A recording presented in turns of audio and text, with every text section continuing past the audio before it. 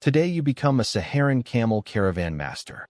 At 9, my father tied me to the back of the first camel, and at 48, I tied my own son to the back of the last camel with my own hands.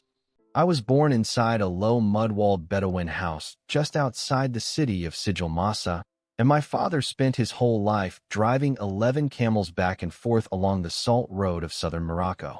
The night my mother gave birth to me, she wrapped me in tanned camel hide, and she said that we Bedouin children must learn the smell of camels from the very moment we touch the ground.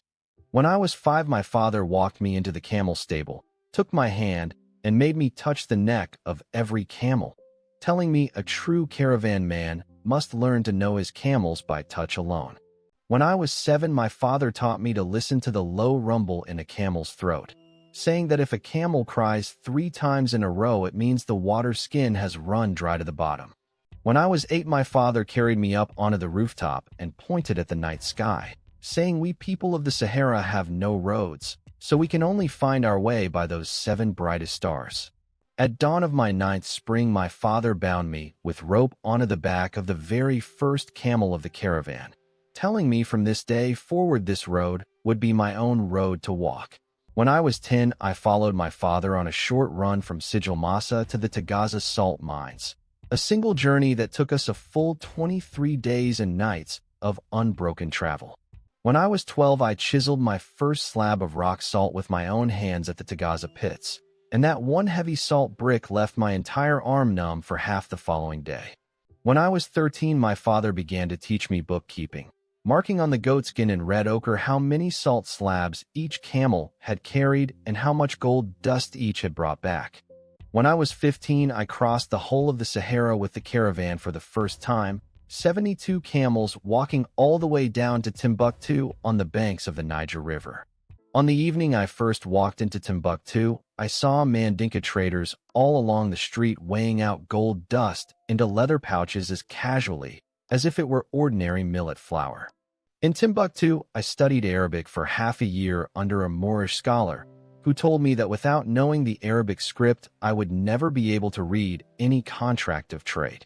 When I was 17 on the return road to Sijilmasa, we were caught in a sandstorm, and my father shielded the camels with his body and had his right leg broken by a falling rock.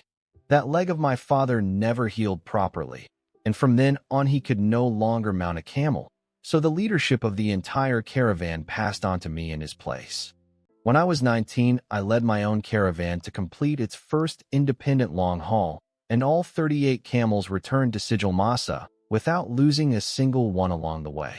When I was 22, the older traders under my father raised me up as the deputy caravan master, and from then on people up and down the entire salt and gold road began to know my name.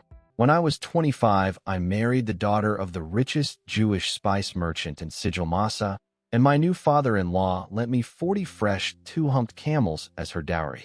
When I was 27, my eldest son was born, and that night my father wept beside the bed, saying that our Bedouin line had finally produced another camel driver of its own. When I was 30, my father breathed his last, and just before he died, he placed into my hands both the camel hide ledger and the old wooden camel driver staff that had been his. By the age of 32, I commanded a caravan of 120 camels, and from Sijilmasa all the way to the city of Gao there were warehouse keepers minding my goods. I ran my caravans back and forth between Taghaza and Timbuktu, and each round trip dropped a clean 200 mithqal of pure gold into the belt pouch tied around my waist. In the year 1352, inside a caravanserai in the Medina of Timbuktu, I met Ibn Battuta, who had come all the way from Morocco, and he asked to ride north with our caravan on its return. All the way home, Ibn Battuta wrote down carefully how we read the stars and located the desert wells, saying he would put this very journey into the travel book he was preparing for the Sultan. When I was 35, I bought 3 salt pits of my own at Taghaza, and every month 80 Tuareg laborers chiseled out fresh slabs of rock salt for me from those open pits. When I was 38, I tied my own eldest son, who had just turned 11, onto the back of a camel, and he stared up open-mouthed at the fading stars just the way I had at 9. In the early autumn of my 40th year, I led 140 camels out of the north gate of Gao, and that was the largest single expedition of my entire life as a caravan master. On the seventh evening after passing north of Aozni, the sky suddenly turned the color of rust, and several of the older guides knelt down facing south and would not rise again from their prayer. That night the red sandstorm swallowed the whole caravan road, and I pressed every man against the warm belly of a kneeling camel and lashed wet cloths tight over our mouths and noses. The storm held for 2 full days and 2 full nights, and at the dawn when the wind finally fell I counted heads and found that the caravan had lost 12 camels and my own son. I dug for 3 days and 3 nights into the leeward face of that dune, and even when every fingernail had peeled back I still could not find the rope of hemp that had bound my boy.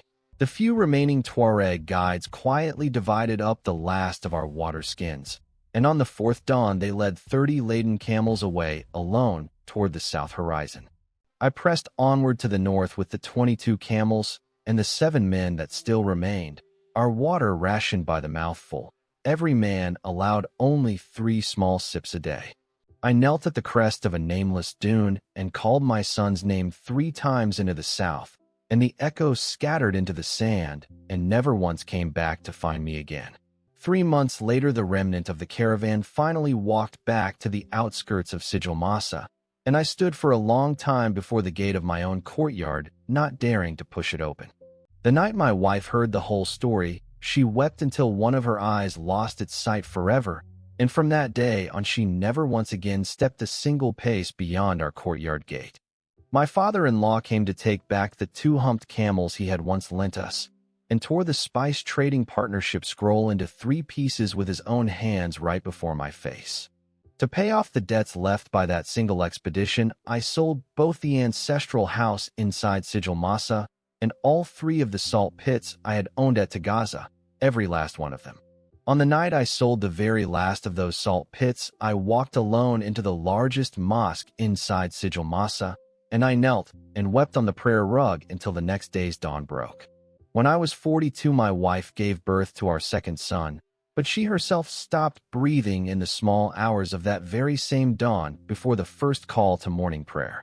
I wrapped my newborn 2nd son in tanned camel hide, and following the old Bedouin custom, I let him first learn the low rumble that lives inside the throat of a kneeling camel.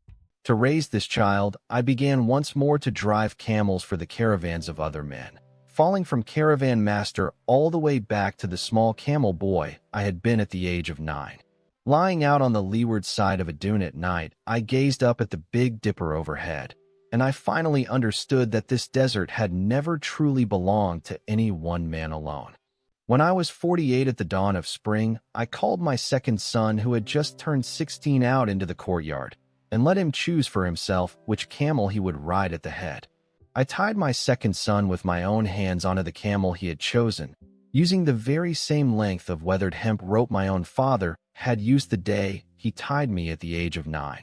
I tucked the camel hide ledger my father left and the old wooden camel driver staff into the leather pouch hanging beneath my son's saddle for him to carry on the road ahead.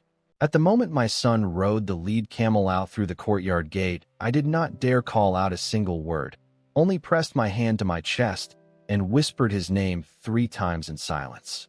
At dusk, I climbed up onto the low clay rooftop of our courtyard, turned my face toward the north where my son had ridden, and read the very stars my father had once taught me as a boy. Only then did I understand that this sea of Saharan sand had never truly held on to anyone, and the only thing one generation can pass to the next is the warmth a rope leaves in the palm. This is the life of a Saharan camel caravan master. If you too have ever sent your child down the same road you yourself once walked, please leave a comment. Next episode, vote A, Viking Ocean Raider Captain, or B, Aztec High Priest. This piece is a fictional dramatization for entertainment only.